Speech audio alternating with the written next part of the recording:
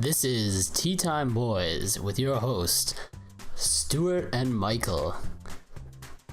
Tea Time Boys is brought to you by Snaggle Farts. Remember, when you can't fart, you can always snaggle fart. What the fuck does that mean? What the fuck did I just say? Tea Time Boys is brought to you by Fern Leaves. Remember, if you can't smoke weed, you can always choose fern leaves. They won't get you high, but you'll stink just as well. Oh, fucking Tea Time Boys is brought to you by typing with your feet instead of your hands. Remember, if monkeys can fucking do it, we can too. They stole our planet. We can steal their feet practices. Dude, my brain is just a fucking stupid. Tea Time Boys is brought to you by broiling instead of boiling. Remember, R is for pirates. That's literally the worst one I've done yet.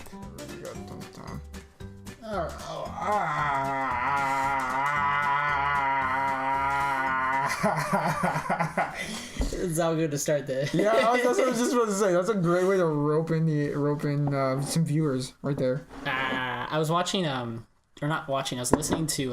Have you ever heard of a podcast called External Wisdom? I have not. It's by Peter. I'm gonna screw up this name. Diamantis. I don't know this guy. You don't know him? He's Diamantis. Yeah, something like that. Dialala or something. Anyway, he's this Greek dude, absolutely brilliant guy, and he's created like all these like awesome like funds and like crazy things on technology. Oh, okay. And like one of the things, like I was listening to the podcast and they were talking about how it was so cool that they were there's this thing called like the X Project. I think that's what it's called. I'm butchering everything, but it's called the X Project. The X Project. And basically what they do is they're like, what is one thing that people want to exist? So then they kind of put it out there, and then the project makes it so that they have to follow specific guidelines, and then people have to make it. Also a total black box, almost. So, for example, one of the things that they just made and just released, or not released, but like just finished the contest for, was, you know, Star Trek? Yeah. You know how Bones has a little, like kind of like a wand thingy for his, for like doctors, where he basically takes it, goes over your body, goes like boop, boop, boop, boop, boop, and then it tells you a couple things about. Yeah, true. So the contest was to make that. And make it so that you can diagnose 15 things. Oh, okay, yeah. I was like, you can only do like very small things with that. Anything that can be detected by laser, like one is a thermometer. Well, I mean, I think the main reason they did it was because they want it to be in every household, so that like, say your mom's feeling sick, you go do, and then it says something like, you should go to the hospital, have a doctor look at this, or it should say something like, you're fine, just rest, sort of thing. That sounds way too broad, though. I don't see. They were specific. They were very specific in the contest. Yeah. No, two teams did. No, I'm saying like the end was successful. Yeah, 2 teams did it. Oh, okay. Because I was like, if you run that thing over somebody, and a lot of things could have similar symptoms, is my point. So if you have similar symptoms, and one means you should go to the hospital, and the other one means it's like a WebMD thing, right? Yeah. If you go on WebMD, like I was like, what do I have? I was like, I got pain in my lower back. Oh shoot, you may need spinal surgery. Or you have like, cancer. Yeah, it's just like everything. Dude. Like no, just because you have a little bit of like a temperature, or because like you're coughing, doesn't mean you're gonna you have freaking angina, or like angina. Yeah, it's like a chest disease. Oh, I was like, what the fuck? Yeah, or you don't have like bronchitis. It's like everything. Yeah, bronchitis. And like pneumonia. You have pneumonia. Go die. Yeah, they have a lot. WebMD's terrible for that. But yeah, they actually like finished it, and it was cool. And I was just like, that's so cool. Or they couldn't have been random guys. They had been like some sort of like high tech team from a university or something. There was some sort of high tech team like that. Yeah, for sure. But they like, what they do is they offer like a prize pool. Like, you know, like if you do this, prove that you do it to us, you get like $5 million or something like that. Yeah, I like how that's literally people making their own job. Because like so cool, man. Because like now like I find that finding like jobs are like just like very loose. I was even having this conversation with, I was actually talking about like your setup and like ours and like my former job of like kind of being in a non-traditional business environment, where. What do you mean? In the sense that, you know, like whenever you guys get like a sale, right? You have like you bang the table and you guys are like, yeah, and in the morning, yeah, waka waka waka. It's in the morning, like wait, sorry, I just want to cut you off. Waka quickly. waka waka. It's programmed into every computer. I recently started working here. I got my first sale. Things were awesome, and I was just like, hey, I got it. And then when I pressed process sale, it automatically went waka waka waka waka, and I was like, you took my new computer that you gave me specifically for this job and programmed it so that when I hit a certain button, it makes a Pac-Man sound. Like, what level of like, it's way too much commitment for just a sound effect, you know? Like, yeah, it's so much effort for something so absurd in a sense. Like at my old job, like yours, you have that you have enthusiasm that's just necessary. Whereas, like, when we think of business, I think, like, I was having this conversation with a buddy of mine or work the last couple of days ago. Suits. That's what I think. No, yeah, it's one of those things, like, you're in a suit, you're at a certain attire, you're at, like, your desk, whatever that desk may be. It's either cubicle or, like, formal office. You either work with paper or completely online, but a lot of it is, like, you're applying your mind within the context of the business, very formal, and you have to go through all these things, whereas, you know, and like my building, like where I work now, they share it with another part of the university, and literally I walk by and I pop my head in or turn to the left and right to see who's working there. So a couple of the people, they have their offices, but one of the cubicle based, like what it looked. No, like what happened was like one of the rooms you had like one desk in one corner, one desk in the other corner, and then like there's a office at the back and then another office in the other room, and there's a conference room. So when I walk in and turn and see the conference room, there's this one dude who's there on his laptop like half the time, just on his laptop. Like, you know, it's one of those things where it's just like, what is work? It's basically, instead of having like everything, your ducks in a row, your place. You're kind of like home away from home, but it's meant for that purpose of work. It's literally just mobile. It's like, let me just get what I can kind of get done on this tablet. It's just very loose like that. Everything I can do, I just need a lot. Like, honestly, I don't even need their laptop. I have like my sign-ins for the 2 or 3 websites that I use most of all. Yeah. And then I need a phone, and that's it. And it's like, it's kind of sad, but like that's all I need. Yeah. I can stay at home. Yeah, you can stay at home and do it, but usually like when you go to work, it's the act of like going to work. When you think of in like business, you have the business building. You have the offices on the floor of the business building. Whether you like, it doesn't matter even how like simple the job is. You generally, when you at least when I think of business, I think like you go there and you're in your place of work. And that is where you do all of it, unless it's like really busy, and then, you know, sometimes you have to take it home. But generally, that's where everything's getting done. But here it was so kind of fluid. It was just kind of weird that I turn and I see this dude who's there not every day, but he's on just like a laptop in a room that you can obviously tell was not meant to be his office. They put him there because they didn't have enough space. You take the boardroom, Jimmy. Here's a laptop. Have fun. And then I also like I ended up like walking into another one of the employees. He was at the water fountain. I was gonna take a drink. She was refilling a water bottle, and so, you know, had like a chat. And I was like, okay, so are you guys just for this purpose, or like what is the deal? Like, what are you guys upstairs? Like, what do you do? And so she ended up explaining to me that instead of just being one doing like performing a service for one particular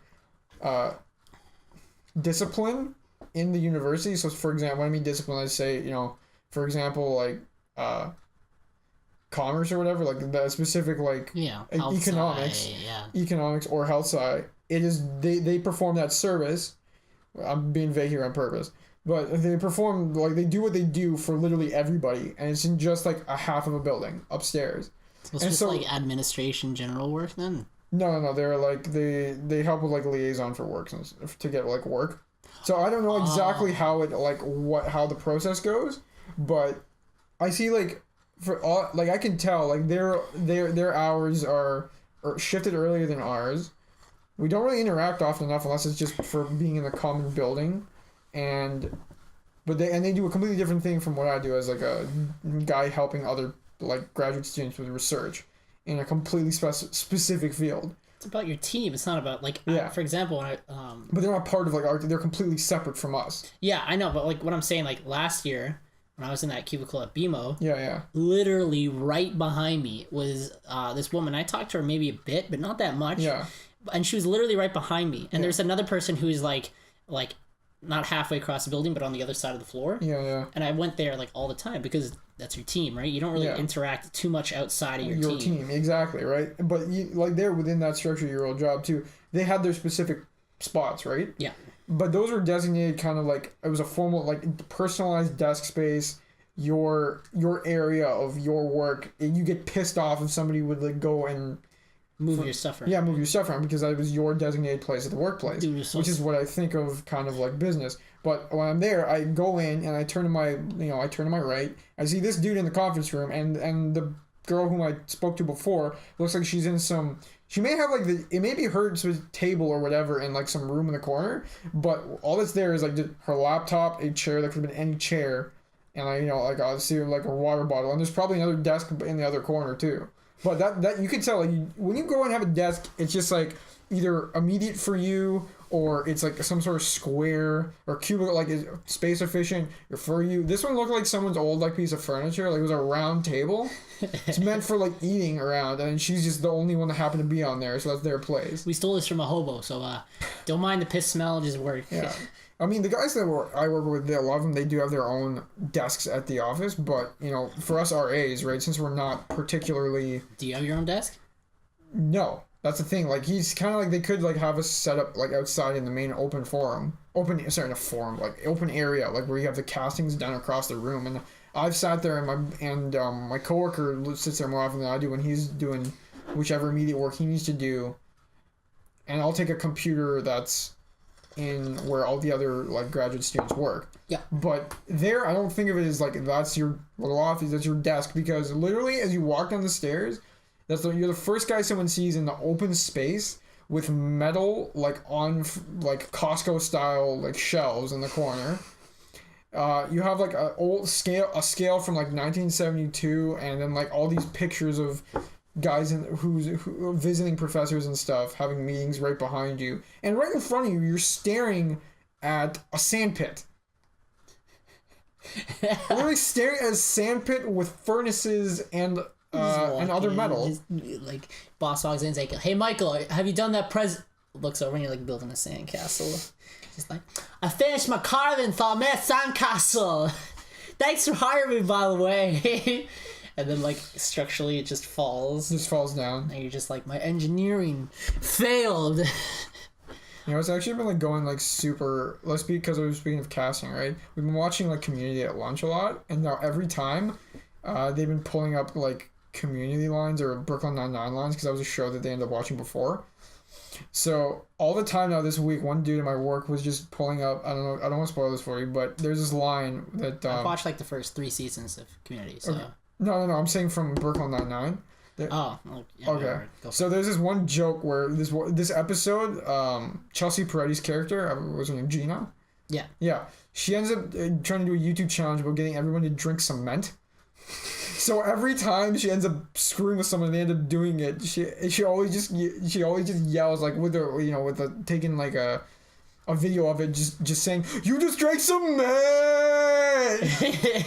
So now everyone's saying it at work. No, this one dude kept saying everything with cement, and just like at the end of it, didn't even matter. Like, it wasn't even real. Like if you were like a guy walking on the street and you tripped on the sidewalk, you could say something like, "You tripped on cement." And it's funny because it makes sense. But he was just being like, "You're just casting cement."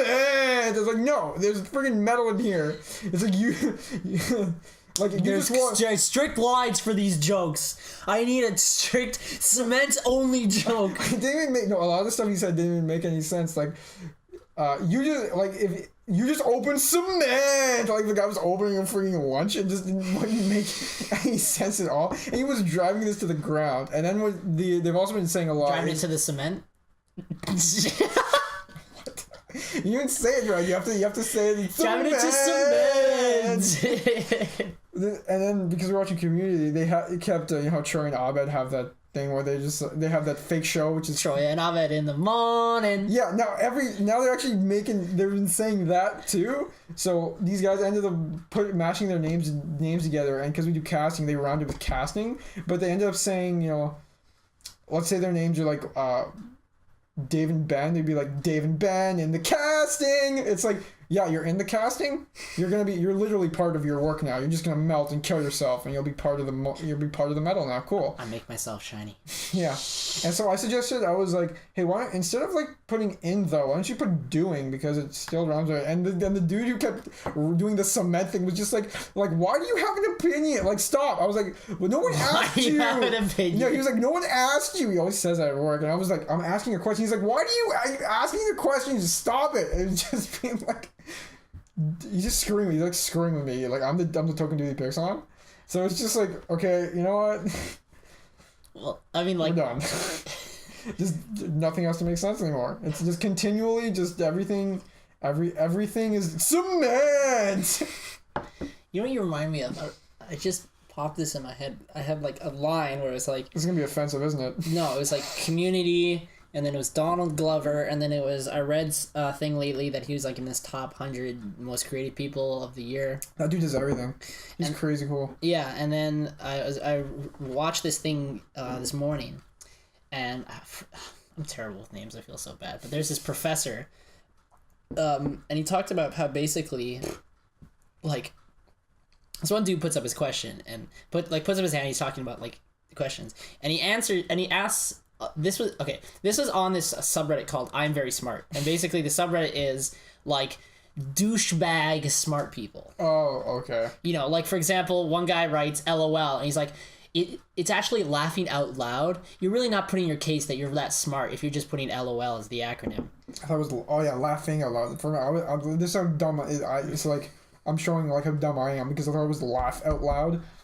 It's not laughing, but I mean, it could go either way, but still, right? But the point, like he said that, and it's just like, dude, fuck off, right? So it's like that sort of thing. So a guy puts up his hand, and he says, you know, kind of in a douchey way, he's just like, hey, you know, like, I'm having a lot of trouble because, like, I'm talking to people, and I'm trying to keep up with, like, they're trying to keep up with me, and they just can't.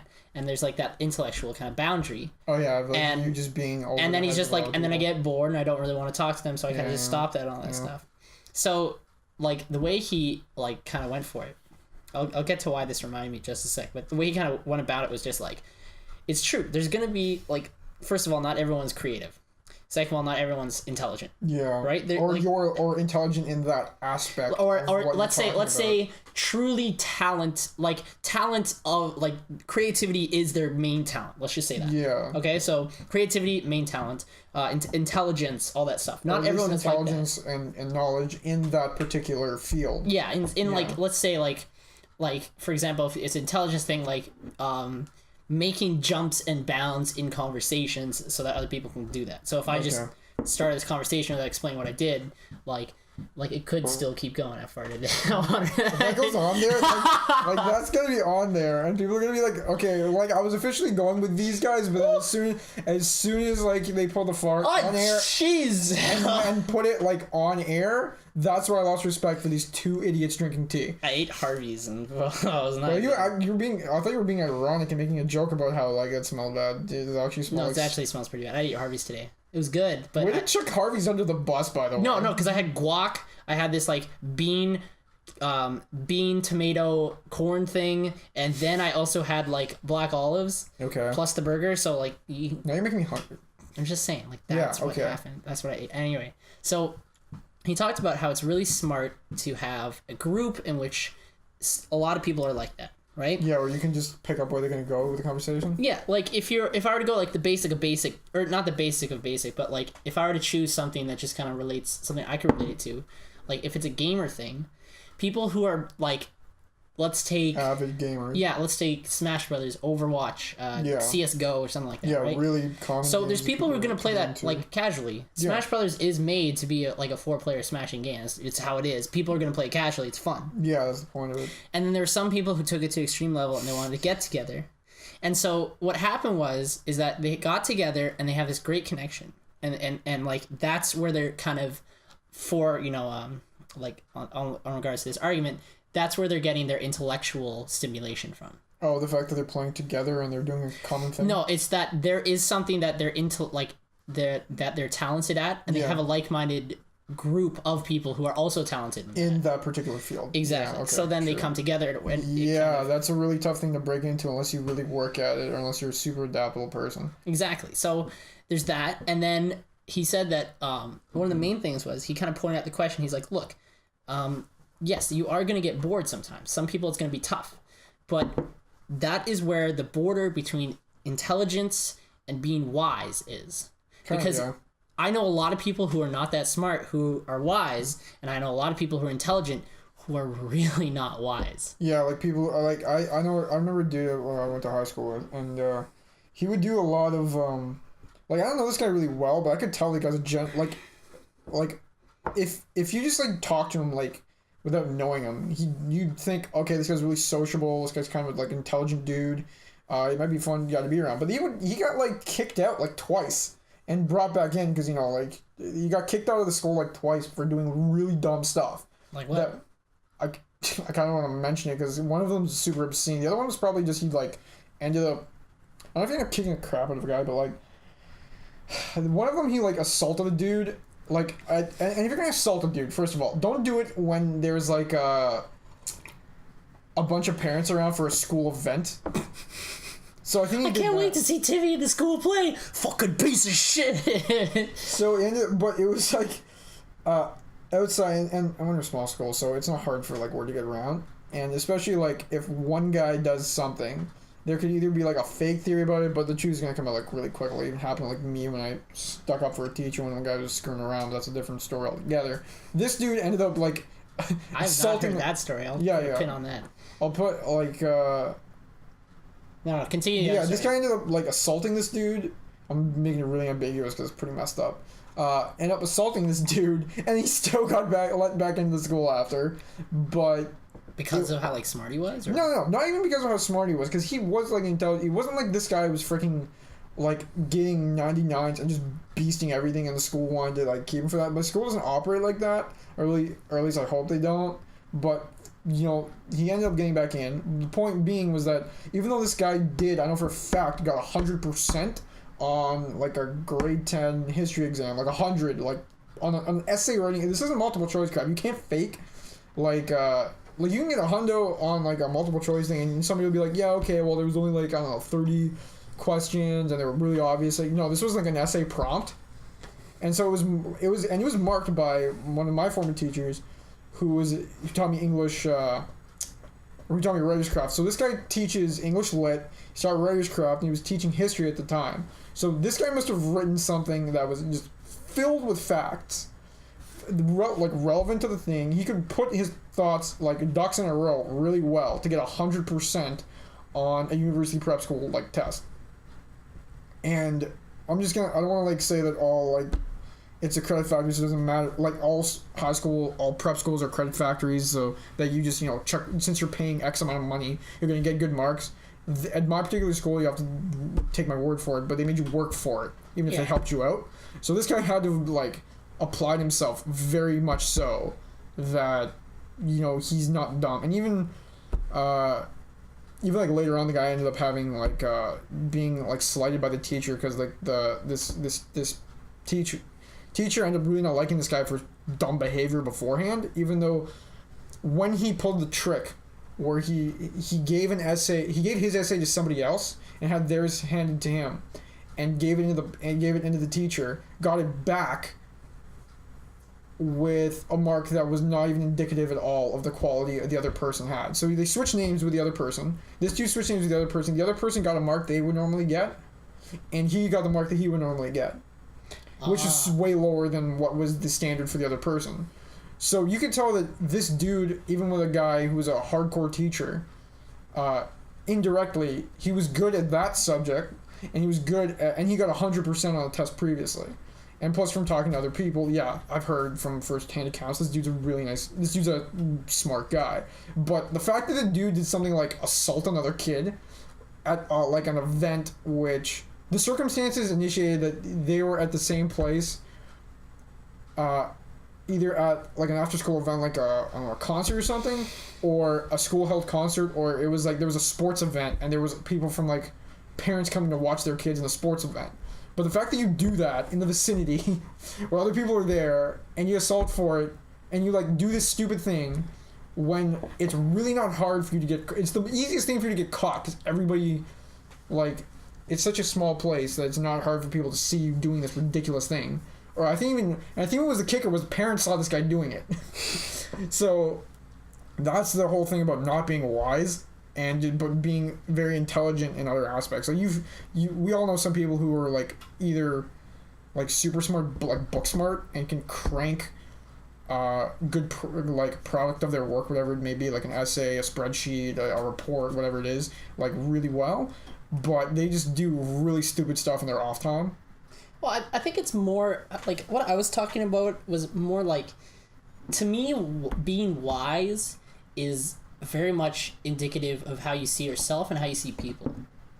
I feel that. I think being wise is like, I mean, like, Socrates is always thought of as wise because, you know, he was always like, you know, the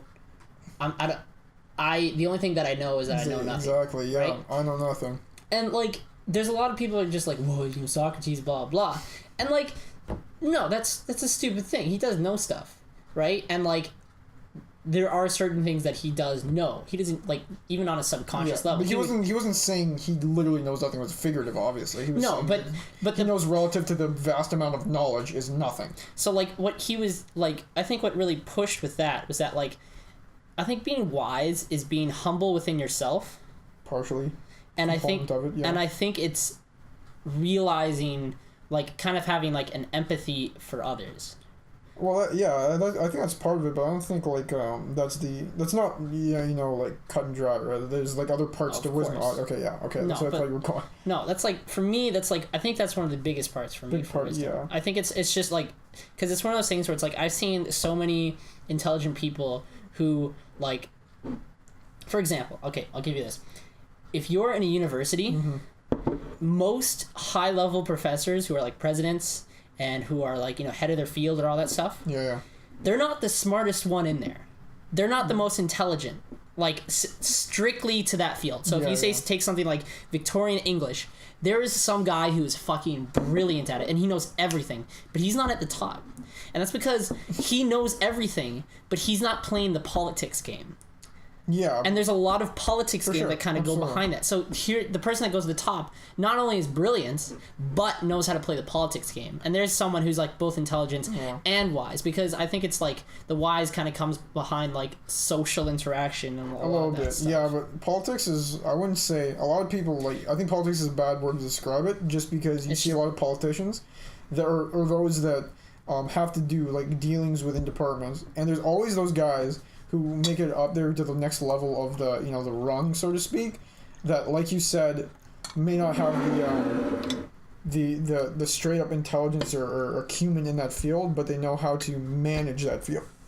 Now, I just think that it's, if you're in charge of anybody else, that may not mean that you're wise per se, but that you have a different skill. So you have a skill in a management aspect of it, but you may not be like a wise person in general of it. Like, if you, it definitely helps. That obviously, if you're, like, I think wisdom obviously comes with experience, which is related to that. That in order to lead other people, you have to have enough experience to make sense of it in certain aspects of it. But you could also just have, like, the acumen for managing people. You know what I'm saying? So, yeah, I think wisdom is a hard thing to, like, pinpoint, but I think, humility definitely comes a lot with it, and I'll tell you, like, another thing that happened to me. Like, it was actually a year ago. I ended up going to... You climbed a mountain in Nepal. No. It was just, like, I ended up meeting another former schoolmate of mine at, you know, just a supermarket. I was going to my parents told me to get something for company later, and it ended up, like, obviously unbeknownst to me, that I just ran into this old schoolmate of mine, and turns out schoolmate didn't live too far, hence meeting at the same supermarket, and we ended just having just generally making small talk, having a conversation. And what she ended up saying to me was, Michael, leave me alone. Stop talking to me. No, she was the one who said hey to me. I was like, I would have just, like, walked by, like, I wouldn't have said anything. I would have been like hi and maybe walked away, but because, like, she was like enthusiastic to see me. I guess we ended up talking. I don't know. That's not the point. I even care. The Frisbee. Chuck the Frisbee. Slice the fruit. That's gonna be a joke. No one's gonna understand. That's the. We're gonna get a T-shirt for everybody out there. Make your T-shirts. Order now. Chuck the Frisbee, cut the fruit. Right there. Chuck the Frisbee, cut the fruit. Yeah, because you chuck the Frisbee and it'll like get stuck in a mango when you're at the supermarket. No, I can't even speak. You've dumbfounded me. No, I would have thought the shirt would say, you know, like, I don't even care with a Frisbee on the back. No, it would have been like, I don't even care, and then like a Frisbee is being thrown or something like that, and then maybe it's some guy going like, or something. But I would have thought the main thing I said was, I don't even care, not throw the Frisbee, cut the fruit. But now because you said that stupid thing, it's probably going to become like, oh, thanks, man. Now people that was my point, is that it's so dumb that it's going to be a buzz phrase now. Buzzword phrase, whatever. I'm going to be a manager one day, and I'm going to be like, cut the fruit, man! Tell me the truth! Just throw that Frisbee! And they're going to be like, what? They're gonna be like, yeah, boss has this weird lingo. It must be some stuff from like, you know, when he was in our position, that like that jargon they had in the office, man. I don't know. And then I pop my head out and I'm just like, hey, let's throw a Frisbee. And you're like, I don't even care. I don't even care. Don't even get the mangoes out. I'll throw. And then they come over to my desk, and it's just, I have like a pineapple, and it's just got Frisbees stuck in there, just so I can take them out and throw them at people. But the point of that story was that she ended up making a comment that after we were like, well, what do you end up doing? Like, what are you up to now? We were talking about like where we are at school and stuff, and she ended up saying that, you know, she ended up admitting that she wasn't that smart. And, you know, her mom was saying, you know, no, but you're smart in a lot of other ways. And I thought was kind of endearing after the fact, when I kind of reflect on the conversation, was that, you know, I really like the fact that, you know, you're different from a lot of other people in the sense that you really look at yourself and realize your limitations, and to me that's a reflection of some kind of wisdom, right? Not a lot of people kind of like know, or either like they look at themselves, or they know themselves, as you were saying, or know their limitations, and have like a bit of, you know, these intangible things like self-reflection, correct evaluation of situations, foresight, and experience. That kind of showed me, even though like she was saying that she wasn't maybe intelligent in certain aspects of academia, whatever it is, not that she isn't talented in other aspects, that the fact that she recognized that she wasn't smart at certain things, I found that actually that showed a level of, you know, maturity, but that sort of smarts, you know, the wisdom versus intelligence, that level of smarts, which probably is a lot more important than a lot of other aspects. Like, it doesn't matter if you can do, you know, differential calc if you like don't know that if you can't, like, you know, cross the street without help. You know what I'm saying? Like, if you drive drunk, but you also, you know, you can do any differential calculus, you know, solve any equation that's given to you in the field of science and engineering, you're still dumb in like a really basic important aspect of living. I agree, and I like kind of building off of that. Just oh my god, no! Don't lose this thought, Stuart. No, no. Oh right, okay, I got it. I had it like. Okay, so what I was. No. No. Got it. Okay, got it. Okay, so I think that's really important, and that's really smart, but I think a lot of people, like, at least I was just like, because the devil's advocate in me likes to play this sometimes. Like, I like to see like the other side of that, and a lot of people can be like, well, knowing your limitations, sometimes bad can be detrimental.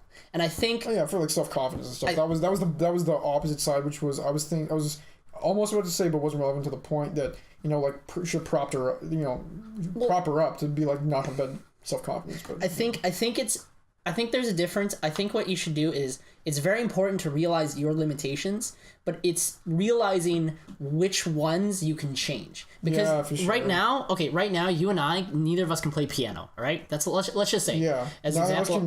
You and I have really limited piano skills. So that's a real thing. Yeah, we have like little things. Yeah, I used to play a little bit, but then stopped, and now I can only play one damn song because I practice it a bunch. Is it the Yeah, that's it. That's the only thing I can play. Yeah. So with that, like, it's one of those things where it's like, yeah, is that technically a limit if it was like a music thing? Yeah, it's a limit. But it's one of those things that it's a limit that you can change. For sure, with practice and hard work and changing of methods and things like that. Yeah, you can. There's totally a trajectory of improvement. And then there's also ones like, I think there's a big one where there's physical limitations that just can't happen. For example, like you and I are never gonna be heavyweight champions of stuff. Things like that for sure. We could be junior heavyweight champs, or cruiser, or like like smaller levels for sure. But we're not built in the sense that our bodies aren't built to be like big dudes in the sense of having large amounts of muscle mass that's retained for long periods of time. And if we were to get there through a lot of help or whatever that may be, it wouldn't be good for us because we'd probably die in our 50s, like a lot of guys who are your size and my size do when they're pushing upwards of 200 pounds. Oof. Right? Like that's what I've seen. I've been like a lot of bodybuilder dudes, they're like 5'9", 5'10", and they were like 275 pounds, and it's like, what the hell? Mm-hmm. And they die of like heart related diseases when they're in their 50s. Yeah. And for no freaking your frame isn't supposed to take that.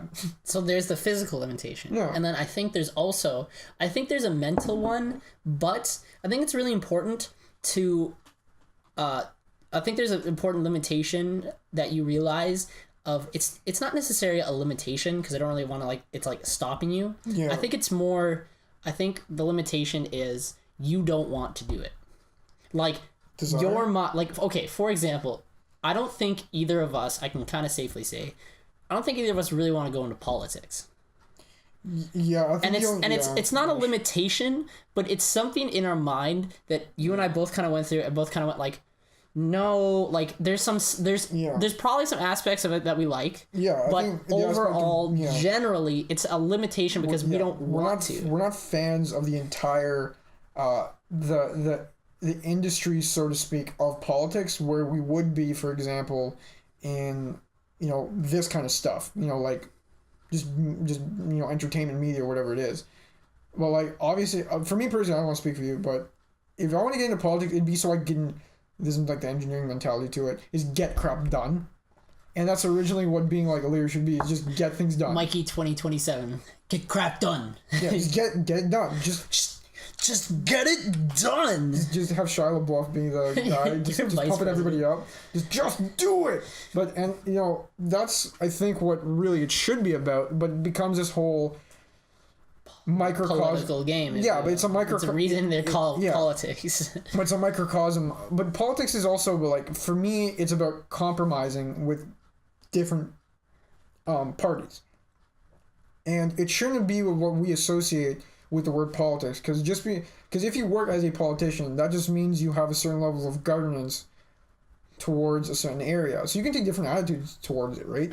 Like. But when we associate with what a lot of people are so hate about politics is the kind of the culture in it. That's more, but it's not industry, but the culture surrounding it and what it reflects on the people who are in that field, right?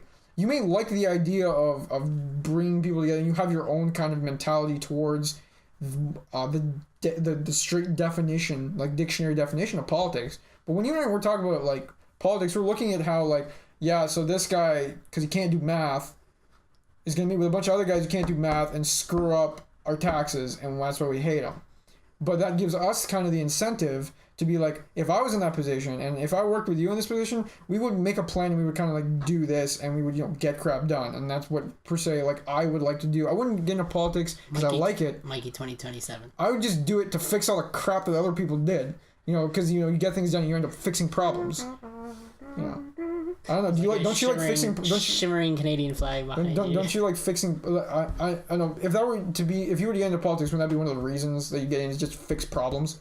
Well, I mean, I think that's all politicians. I think the big thing that I'd want, that I'm just seeing a lot of, like regardless of political stuff, and it's kind of biting people in the ass a little bit, is it's just the longer it seems to go on, the bigger the divide just seems to happen. And it's not like a lot of people are going to point to the US, and yes, it's kind of like a big issue there, but like I'd be damned if I don't see that here, if I don't see that, there's a whole bunch. It is still here, just softened. Yeah, but there's that. I mean, there's a whole bunch of different things in like Europe. I mean, Brexit was clearly a divide between two different types of people. I think that kind of leads more towards, that reflects not only on the you're talking about like the commercial side of it, not like how it came about. Because like with Brexit, we could go into a completely different conversation about how ignorant people are and how uninformed people are. But you're talking about like why it happened and who instituted it. I'm just like just generically, because I don't really want to take I don't want a political, like, as soon as this becomes something political, it becomes labeled and that stops it. Yeah, for sure. What I want is just to say that with politics, regardless of who you are, you can agree that in some point of a lot of people's lives, even if it's not specifically you, but a lot of people maybe that there is a divide in between some people, whether it be friends or family. There's some sort of divide that politics kind of happens. Yeah. And I don't think it's a bad thing. I think having a divide is important. You need pluralism. It's pluralism, yeah, for sure. You need people to have different sides. You need a devil's advocate for every topic. So you can improve, so you can strengthen the other side. For exactly. Sure. Or if the side that you're arguing is better and the devil's advocate's even better, strengthening that side. Like, it's about learning both, but I think at the end of the day, like, if I ever wanted to get into politics, it'd be pushing that, yes, we have issues, yes, they're important to talk about, but at the end of the day, what are we sacrificing for these issues? And it's like, I feel like at least in a certain point in a lot of countries, we are having to sacrifice maybe a little bit too much for this little stuff. Yeah, I just think the attitude within that, and more in the States, like I said, more in the States than in here, but even in Canada a lot too, there are way too many people that are like registered and like literally registered and just stuck with a party, no matter what. And I find like that's the dumbest thing, just because as time goes on, parties change, people ideas change, and your personal ideas may change, right? So, I think that you shouldn't ever have to like those people at rallies, right? When you're at like that rally, I guarantee you that I'm not gonna say that, but a lot of those people there, I doubt they're swing voters that are just literally pick up the signs and go there and go like super gung-ho about it. And you find people at these political rallies, I find those kind of ridiculous, because if they're not just to explain or further further explain and clarify what the candidates want to say, then it's just a hype train. And the people that are there, this is like, you're treating it kind of like almost like a sport. Like, you're on this team and you're always going to be on this team. But that's the thing about politics. It's not like your geographic... It's not about your geographic positioning and your relation to, your city, like it is with sports teams. Like, let's say you're born in Memphis. You're always going to be a Memphis Grizzlies fan no matter what, because you're born there. It makes total sense. No one's going to hate on you for it, despite the quality of your team. Vancouver Grizzlies first. Vancouver Grizzlies, whatever it is. But you can, with politics, you're totally allowed to make a change, and because of that reason, that those things, because of the fact that those parties can change and your personal ideas change, and no one should like hate you for it. But it's just like, either you're always like blue, red, whatever color it is of that party, and you find those guys at the rallies that are just going AWOL, and it's like nothing that the candidate in front of them can say is wrong. It's like, I think that's total rubbish. You can't have, you're telling me that you believe in 100% of everything that one person, that individual person, every single time that person comes up, the person in that position comes up, like, you find those, that's why I'm not going to get somebody who's like let's say a hardcore Democrat who's holding up a sign. They probably did it with Obama. They probably did it the second time, obviously, with Obama, because he's the same person. But they may do it with Clinton too, because they're so stuck with the Democrat ideology that they don't know the differences between the two candidates and what would actually be better per se at that particular point in time for that country and for them individually. There's a dogma sort of behind it. Yeah, it's like people are just so stuck at certain sides that you're not even willing to talk on a general basis about things. Yeah. And you're not even willing, and the worst thing is that you're not even willing to say that the other person's right.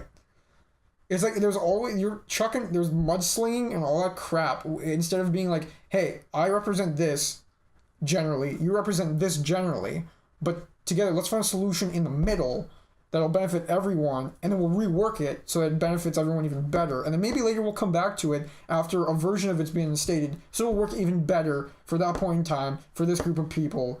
You know, I think that's the point of what politics should be. Instead of being like, I represent this and everything that's against us is wrong, and I'm glad that you're all here because we're all doing the right thing, and we should be happy and pat ourselves on the back, and you know, we'll make the change. And it's total crap because that's not how things work. You can't just be like, we're great, we're going to get things done all the time. Because, like I said, especially in politics. Yeah, the setup is for compromise. But if you're not compromising, like you're being a hardcore freaking sports fan, like then you're not going to get anywhere. Like no one has the right to tell me why to dislike my team. Because I have a reason, right? And it makes sense, and that's not important.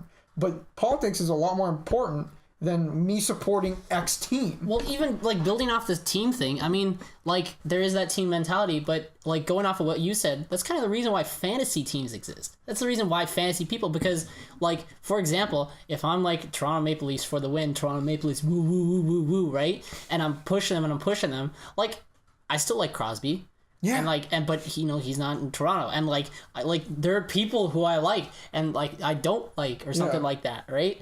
And it's one of those things where it's like you're allowed to, like, I think that's kind of why like fantasy teams exist, right? So it's like it's one of those things like, yeah, sometimes you don't get the player that you want, but at the same time it's like you're building things that you like. I mean, for sure you should stick to your core values of whatever that means for that particular party, right? Like you shouldn't, I mean, I guess you could totally, you have the right to switch, but in the immediate future, pulling 180s like every 2 years just kind of is confusing and kind of shows and kind of maybe doesn't reflect your party well. But most of the time it's just kind of hinder the people, right? It doesn't even... But I mean, per se, there's nothing wrong with you flipping 180s every couple of years. Like, if you do that and your party still stays afloat and people vote for you, then sure. The point is that there's some pluralism of representation. There's different things. It's also kind of like, even if you want to put the analogy to sports too, if every team in the league played the same style, then sure, it would make it really easy that who's better, but it'd be freaking boring. And it'd just be almost a waste of time because you'd just be like, okay, who's better doing this one thing? There wouldn't be any ways for you to grow that game, or since it's so boring, you may lose attention, you won't help the community positively. You know, like all these things that sports can do. That's also another aspect of, like with sports, is keeping close to your fan base and whatever, not rejecting them and all that stuff. That's really important. That's a core value that I think every team should have. Like, you treat your players well that have been there a long time. But with politics, it's not like that as a fan you stick to your team, and as an organization you stick to the players that are with you. Nor should it be.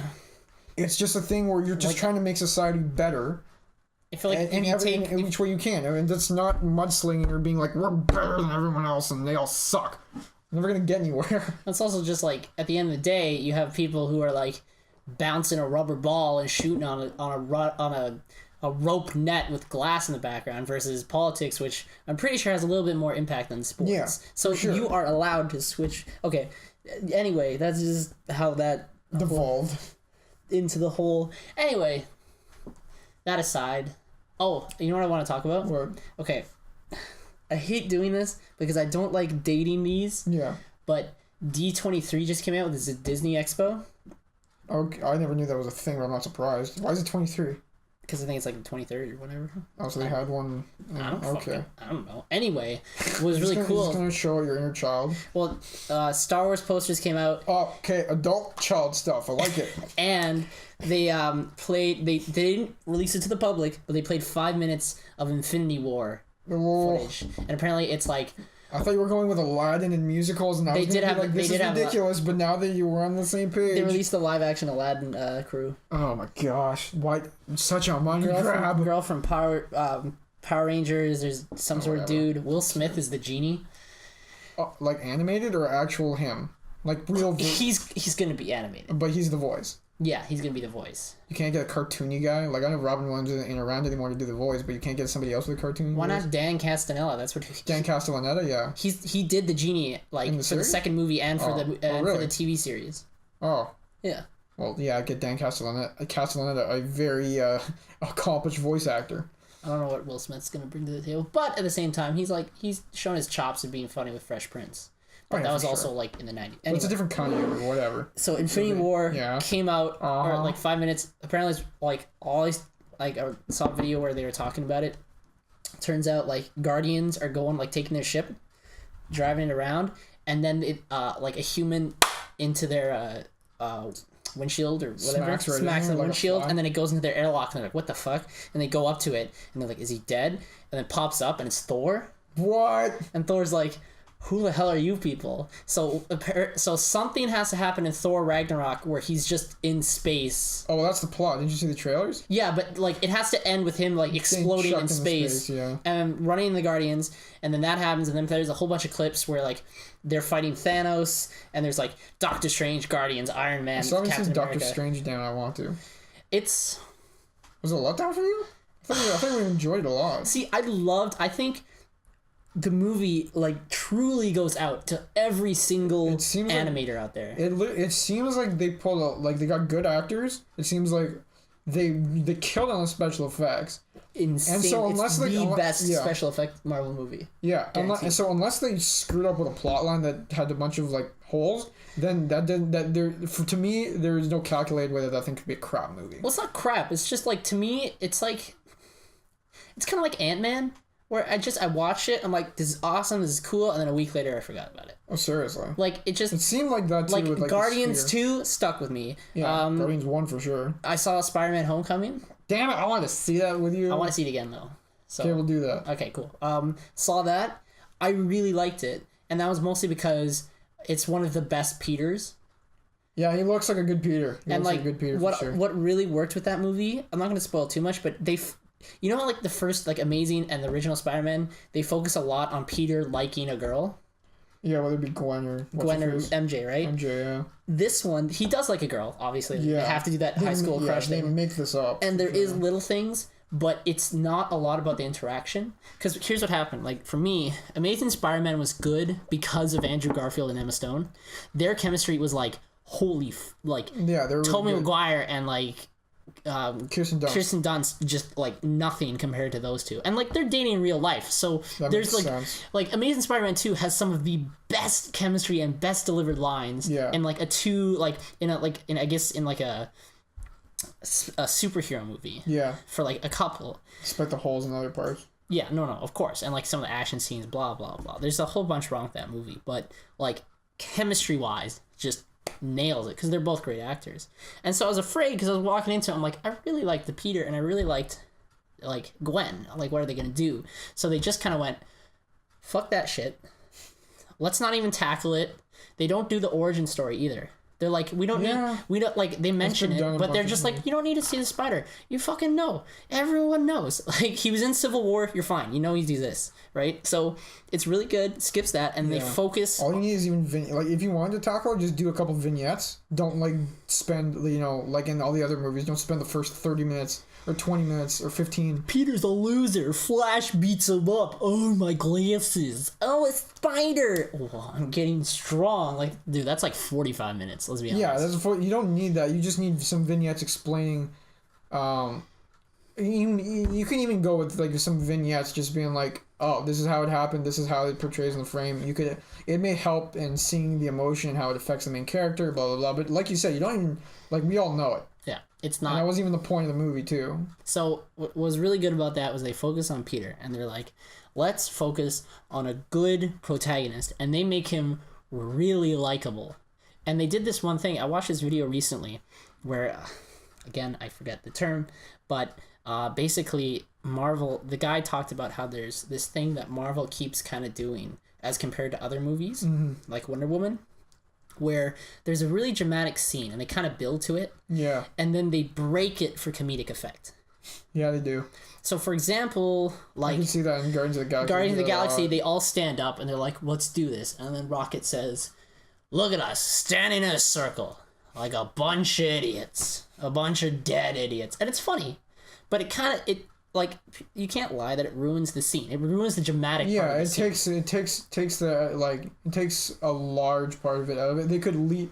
Yeah, they shouldn't. In certain aspects, they don't need to do it, but you're right. They could just cut to another scene and then make fun of it. That's fine. Yeah, for sure. But what was really good about Peter Parker was obviously there's a scene like that where, like the dramatic part pops up and they keep it straight and it works. Yeah. Like every single there was no one I knew who I talked to who said that was cheesy. Yeah. Everyone I talked to went like, yeah, that was awesome. I love that because it was like, hell yeah, like get back, it was like one of those things where it's just like, yeah, Peter's funny, but I also want him to do well. Yeah. So overall the movie was and that's clearly a love letter. Yeah, that's a staple in the director though. That's why I think Whedon did a really good job. Yeah. When he had I know you don't like Ultron too much, but that may have been part of either the producer or creative team behind it, but I think the way he organized the movie in that particular regard, Whedon did a really good job.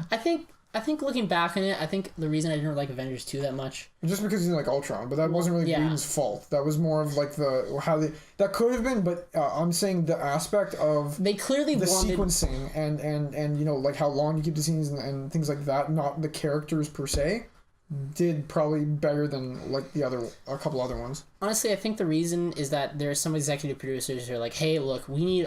Ultron just can't come out of nowhere. We need him to exist in some sort of other way. So they made him okay, he's in the Infinity Stone. Jarvis is scared of him. He's like Tony Stark. That's what they did. They made Ultron like that. Stone? He was created. He was just created by Stark. He was kind of created with a meld of the Infinity Stone plus. I know. Oh, you mean not Ultron, but what's his face? Jarvis. Yeah, but he turns into the Vision. Yeah, because then that's with the Vision. But that's using Jarvis. Beforehand, he was just using another a different thing plus the Infinity Stone, I think.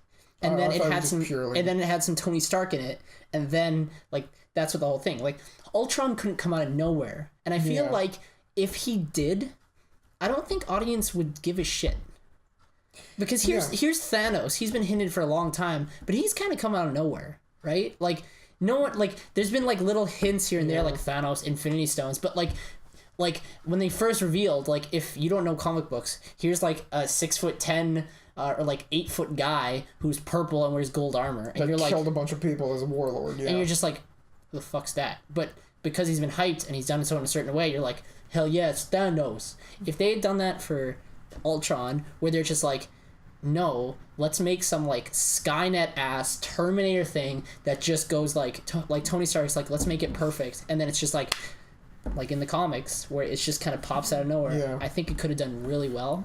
I liked how you explaining it was pretty good too, but it was a retroactive effect that he had to be if he pops out of nowhere and then he explains what happens, which is I think a little bit what they did, it'd be okay, but instead of having the build-up be all about Ultron, that movie had some... It related... I'm agreeing with you in the sense that the whole background about Ultron was less relevant to the story as a whole.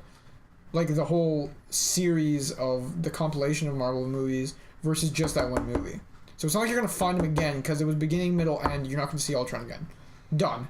Every part of him was done after the end of that movie. He's not coming back. It doesn't make any sense. They could with some but it'd be stupid movie magic bullshit that'd bring him back. Yeah, it would make no sense. So the fact that I get it, yeah, if he just came out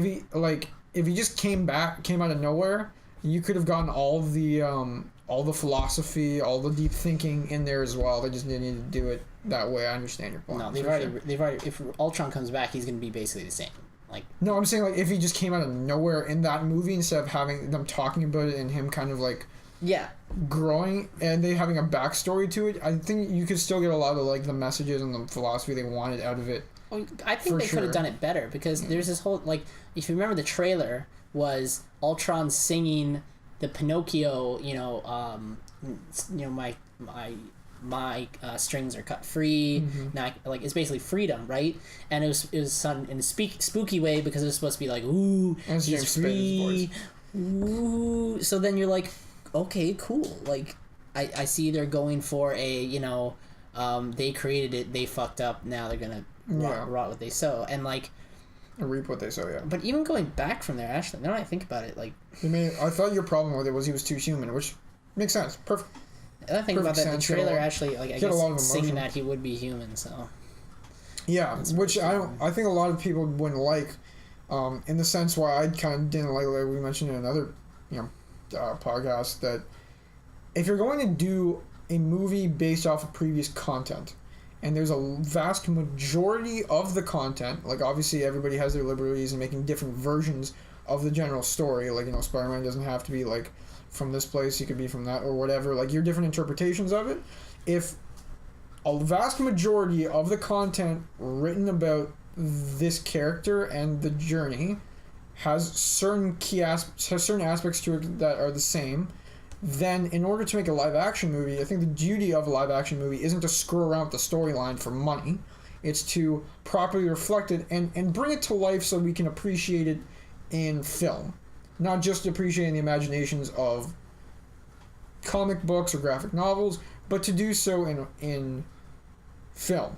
Because film has so many different aspects of it, and it's a different experience. It's just changing the medium. Yeah, changing the medium. So, if other media that have it, for example, not in live action, but animated, or even not animated, but in graphic novels, they portray a character such as Ultron as very robotic, and he's all logical, but because of his lack of empathy and human understanding, turns evil with a couple glitches, because, you know, it reflects part of our humanity, but it doesn't, because obviously this is a comic book, and so you also have to have, you know, a little bit of turns evil for no logical reason, whatever. Well, I mean, like, just quickly, supposed to be mechanical, robotic. He was like, he's created as a prison guard for evil, like, villains, and like that's what he was programmed for and what he's supposed to do.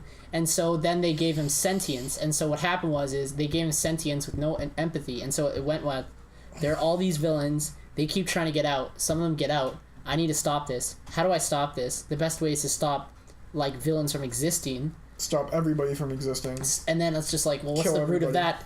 Kill all humans. Yeah. Like, it's a progression that, like, a human with no empathy could probably be like, okay, that it roughly makes sense. It roughly makes sense. There's one line of thinking that's logical that goes there. Would it absolutely happen if that were the scenario? You can't know. You can't tell. Probably not. But at least it makes sense on a storyline perspective. But the point was the attitude, like you said, was all logic, very robotic, no empathy, no emotion, no very non-human things. But when they had Spader doing it, you're like, oh, that's great because he has a really menacing voice. He's gonna play a good villain, and not that it wasn't entertaining, not that it didn't have a good effect, and not that having a voice like Spader's couldn't have been like the voice we may think of in the comics. Because a voice is just a voice, after all. Like, it's also his delivery. The delivery they made Spader have, and all these other things, like you said, that's direction. It was way too human. But I thought it still would have been cool if they made him. He yells. He gets angry. He gets flustered. Like, and I get that's supposed to be a villain thing, but it's not supposed like. I don't know. I mean, it wasn't. It's not a robotic thing. Just change the villain. It'd still be freaking good. If James Spader did a really robot voice, because you could say really mechanical things with James Spader's deep voice, and it'll sound scary and freaking sick, and that's on our perspective. It's not like when you or I are trying to be scary, we say things with a twist. You know, like we put our emotion into it. Like ring around the rosy, like ring around the rosy. Like there's two different ways. Yeah, but it's not there. Like you said, you don't have that. We can be creepy in our hand gestures and our eyes and all these different things that are really just human.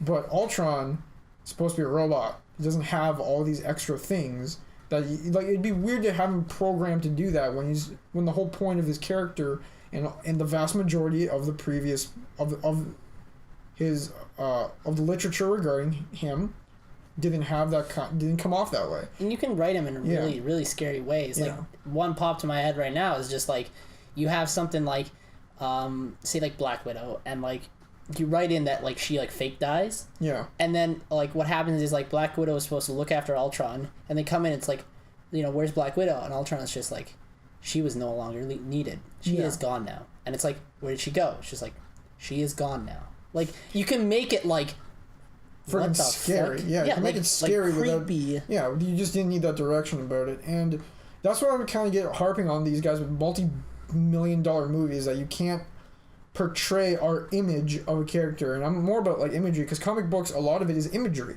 If you don't portray especially visually. Yeah, visually, that's what I'm saying, imagery. So when we think of a character, like I said before, like a Lois Lane, we think of this image of a reporter that's been played in film, that's been played in animation and animated films, and been played in, as opposed to live action, and been played in the books as being, you know, like a brunette. Her kind of character can switch a little bit between being really sassy versus being really whatever. But the only thing that's been constant kind of throughout all these interpretations is kind of her appearance in a certain way, right?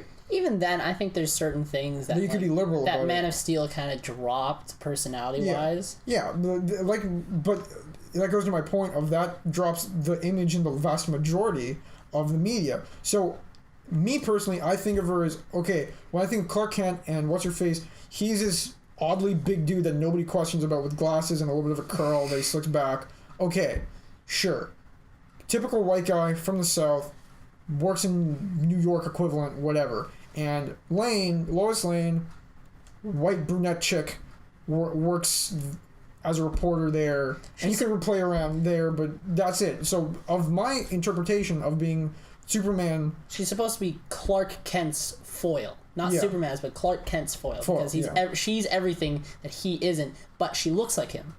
Yeah. Right? Like, so that's like you don't make Superman blonde. I don't mean like she's like 6 feet tall and buff. Yeah, but you don't make Superman like you don't make Superman like blonde for no reason. And I didn't think with her they made her a redhead. And I was like, it costs you like what, $100 for a couple of changing a hair color. People do that for fun. You could have done that to make it a little bit easier on the audience, because the vast majority of the literature based on the person depicted her as something different. And I'm pretty sure Amy Adams has done her. She's done, a couple times. I didn't think that was a big deal. But more importantly, with a robot, if you make a robot not as much of a robot as we think, then what?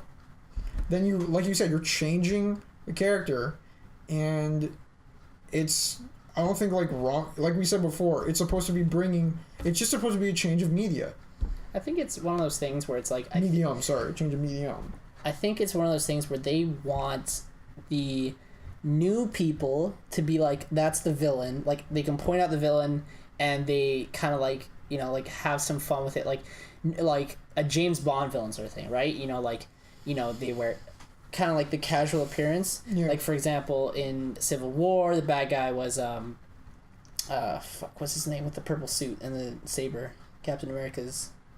Oh, it was Zemo. Zemo, right? Even though they like, that's a good point. So like what I was gonna say was that's something where, like, clearly they kind of made a new character. They totally do. They just like the only thing that was the same was his name. So that like I get you can argue some like little things of like personality, but at the end of the day, no. Yeah, no. He was from a different country. He was from a different. Like, first of all, you could see his face. He was wearing all black the whole damn time. Nothing purple about it. He never even had a sword. The only thing that was similar between him and any one of the Zemos that was in... Hatred of Captain America. Yeah, was he doesn't like Captain America, and he's a villain. And he's super smart. Yeah, that's freaking it. That's it. So, like, I think it's one of those things where it's like, clearly Marvel is trying to create characters. Like, trying to, like, create nice ones because they want to fill an overarching story. Which there's nothing wrong with that. But they don't... I don't think they're confident enough in their villains to make them. And it's one of those things where it's like, it's kind of like a double-edged sword. So you can be like, okay, here's a new character. Okay, here's this guy. He's fucking with the people. We'll call him something like, you know, like Yelkovich or something. Just like, because he's from that, the town that got destroyed in Avengers 2, right? So that guy, he fucks with them. And people be like, that's a cool villain. But then, like, hardcore fans be like, who is this guy? Clearly he has no motivation. They're just making up shit, right? Like, there's that side that doesn't appease them, but then they're also pissing off the hardcores as well by calling him Zemo. So it's one of those things where it's like, they're not making up their fucking mind. And I think it kind of hurts them, because now what happens is instead of having some balls and just making characters and kind of people kind of being pissed, Which is kind of what they did in they did that in SpiderMan Homecoming, because like his best friend's in every other Spider-Man. You're freaking Harry Osborn and either one of the two, either the redheaded girlfriend or the blonde-haired girlfriend. Well, what they did here they made up these other characters, and nobody's gonna say anything. No, they're not entirely made up. Oh, they're a different take on them, anyways. One of them is basically like I read this up online. The bigger guy kind of looks like Hawaiian. He is like he's basically almost like a carbon copy of Miles' best friend, who's the Black Spider-Man. Yeah. The Spider-Man takes over.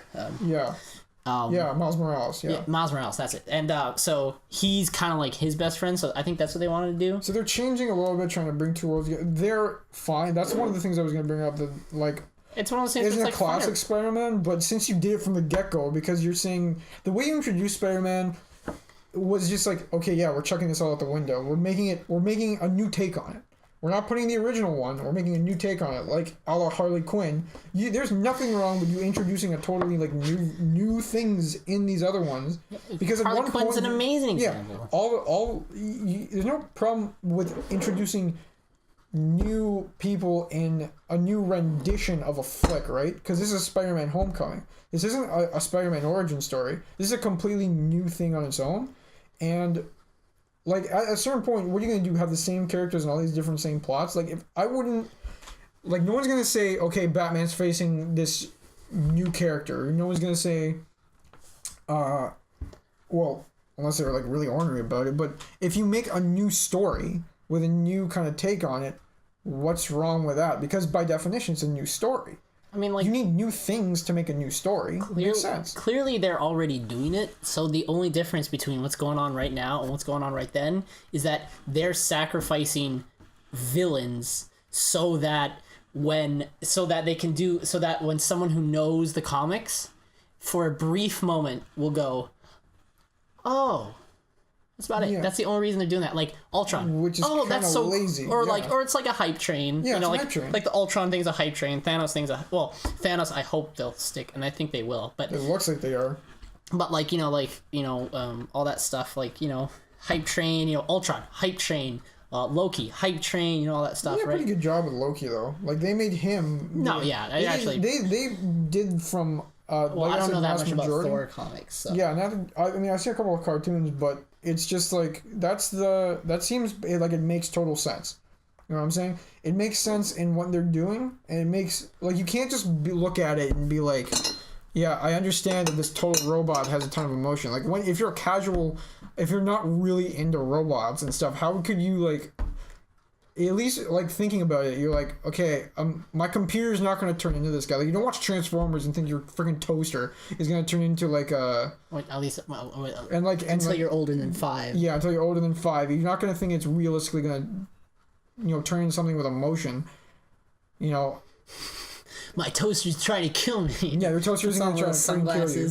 Yeah, you're not going to... But you don't think a robot is going to become, like, just randomly become a human. Like, at least with Transformers, you're like, oh, this is an alien thing. You know, we're going to be like, okay, this guy chucked a bunch of code into a computer, and then the computer's going to freaking shoot him in the face. It's like, going to, like, electrocute him after that and be, like, vengeful and evil and stuff like that. People are just scared. I don't know. It's one of those things where it's like, that's why, like, there's not too many new IPs that kind of pop up every once in a while. Like, I mean, there are new IPs that pop up, right? But... like most of the time it's not AAA companies. The last AAA thing I can think of that was for me that I can think of is Inception. That was a new and that was an entirely new concept. It took a really new stance or way of portraying that plot. I think Baby Driver was a new I think that was because it was written and directed by Edgar Wright. And that movie was just, so good. I don't see it. The soundtrack is fucking balling. I can't stop listening to it. It's so good. He basically just wrote a movie about how, like, the music constantly interacts with people, and there's this great, like, 5-minute sequence where he's going to get coffee, and, like, as he's walking around, different parts of the background and, like, stuff say things, like graffiti says lyrics, texting and, like, people dancing are perfectly on beat. and it's not something like a musical where it's like someone's walking by and goes like dun dun dun dun dun dun, like something that it's like isn't real. That's what I don't like about musicals is that no one's gonna freaking do this ever. It doesn't relate. You're doing it for the sake of doing it. You're not doing it to actually tell a story. Yeah, well, again, like, different meaning, musicals, blah, blah. But, like, for example, like, what I really liked was that it's kind of subtly in the background. So, for example, there's one where the music's playing and guy opens the door, leaves the door open, and you know the door opening, like, when the door's open and the car's on, it goes beep, beep, beep, beep. That was perfectly on beat to the song, but you had to listen for it. You, like, in the back of your mind, if you're just watching the scene and not really thinking about it, it just goes with the music, and like that's fun. Good. That's different. That's different and new and pretty good. So should we do that question thing? Oh, let's do the question thing. I just want to see you yell like just random. Screw this! Fuck sand, man. Can we go back to how much sand sucks? We're gonna do that. We're gonna go back to I already gave you that sand puts out fires when water can't. No, I'd rather burn to death with. My mom just texted me Cody ? Or Braden ? What? I don't know, man. Oh, it's totally a mistext. No. She totally meant to send to somebody else. Like, oh, maybe. Unless you're getting a dog and you know the name's gonna be either Cody or Braden. All right, I'm just gonna think of a question. If you were no, because I asked the dog sort of thing. What's your least favorite shape? Least favorite shape is weird. We'll go for 3D. You can do 2D, 3D shapes. We'll stay away from fourth and first. Probably anything that's like... Damn it. Like, the only thing I can think of is, like, weird-ass... No, it's, like, weird-ass architecture that comes out of, like... Oh, like the ROM? Yeah. Like, that's just dumb. What the fuck is that? And, you know what? I was bringing that up to, like, a cousin of mine who's, like, interior design, and she was like, yeah, that's the whole point of it. Is it's supposed to be, like, asymmetrical and stuff like that. But... It's a museum of natural history. It's supposed to look stupid. Like, if you plan it to be stupid, it's not stupid. Duh. It's like, fuck off, you architect no, sorry, I didn't mean like that. Like, architect bastards. Like, for example, I'll give you one that's, like, stupid, but actually kind of works. Okay. In Chicago, they have an atrium. Yeah. It's just, and like they have a giant field in front of it, like huge, and you can hear the music, like, I don't want to say just as well, but really well from all the way from the back. And he made it acoustically sound because he put these like large, huge plates, like metal sheets, and kind of curved them like this, like Frank Gehry style. Yeah, I think it was Frank Gehry. You know, he actually did this one too. I think he did the ROM as well. Chicago. But the thing with that one was it was totally like, it doesn't use space at all, but it's kind of weird. That's why I don't like those shapes that don't make sense. Like at Ryerson University they have the Student Learning Center, which I think is dumb because you named it the Student Learning Center. You know, offense, a learning center for like, is that what SLC? Yeah, it's that.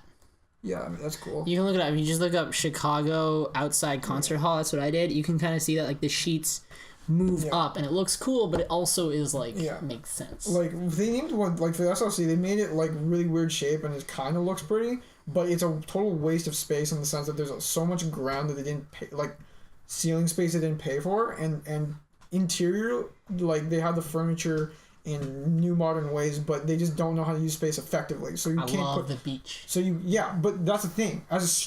From a visitor who doesn't go there, that's a great chill spot. But for people who are like, you're in a cramped university, you want more study space. You want more classroom space. So you don't have to be stuck in a random ass movie theater. Yeah, I guess they did. Yeah, you don't have to have classes at terrible hours of the day. And so there's no places to study, and that's not helping the problem because you're just wasting money, right? And it's architecturally inefficient. And it's coming from a friend of mine who's a drafting consultant who spoke with some of the architects that were there that thought it was total crap. You know, it just... And they named it too. I found was also, like, dumb, besides the weird-ass shapes and the ineffective use of space. Was they call it the... Wait. New headline. Michael yells at buildings. Oh, yeah, it's just a picture of you like shaking your fists at the SLC, just like, You definitely would shake your fist more than I would, let's be real. But they called it the Student Learning Center, unless I'm getting the name wrong, whatever, SLC, but Student Learning Center, isn't that just like another weird way of saying a school? Like, why do you need to call one building and a whole entire center for learning the school where everything else has a specific name to it? So, it's just ridiculous. There's the McMaster University Student Center, but we just call it Musk. Yeah, but that's a student center. This is a student learning center, and the funny thing is that there's like no classrooms in there. So yeah, and there's a whole floor which people don't really do too much learning a lot because it's open space. More like students getting laid center. I'm not high-fiving you for that. Come on, give me that. Give me that. I don't want to think about people just banging in a public place. Give me a high five. That beach. Turkey. Cake on the ocean. Does that count? Why do I keep any of these with songs? Really, Cake by the Ocean? You had to pick that song? Talk to me, baby. How dumb was I when I thought that was actually about eating cake on the ocean? That's what I literally thought. I was like, this song's dumb, but at least it's innocuous. And then Arouge was just like, nope, it's about sex like everything else. Listen to the lyrics. I was like, Joe Jonas, why? You were in Camp Rock. I thought it was just about cake in the ocean. That was a dumb song. And now it's just another dumb song about the same thing as every other song. Welcome to popular songs. And like, I'm not saying that like for now. Most songs, like at least for the next couple like decades, have been like most popular songs have been about sex or love or all that shit. Yeah, well, at least love has different sex aspects sells. to it. At least love has different aspects to it. Like you can, and even like if you're gonna write a sexual song, don't write it like the same as every other one. Just use a little like imagery, nuance, creativity to change it up. It's funny too because like if you listen to like same damn crap all you the listen time. to some of them albums, like they like the popular ones are the ones that are kind of generic. But then you listen to the albums, you're like, hey, it's actually some like good, not like garbage. It's like love, but it's like not really like in the same ways what we think otherwise. Like I loved Drake's Nothing Was the Same. And like there's the one song that became super popular was I got my eyes on you. Yeah, that one's alright because he's singing it. But like it's not a very like lyrically it repeats the same couple things over and over. Literally, yeah. And then you hear some of the other songs like Coming Home is pretty good. Like I love the motion. Like some of the songs on there you're just like, yeah, you worked at it. You put something there that's not like lazy. It's not lazy, and you didn't get somebody else to do it for you. You're insecure, don't know what for. What? And in heads when you walk through the door. Don't need makeup or cover up. Being you isn't enough. Everyone else in the room can see it. Oh, God. Everyone else but you. Okay, that's where that ends.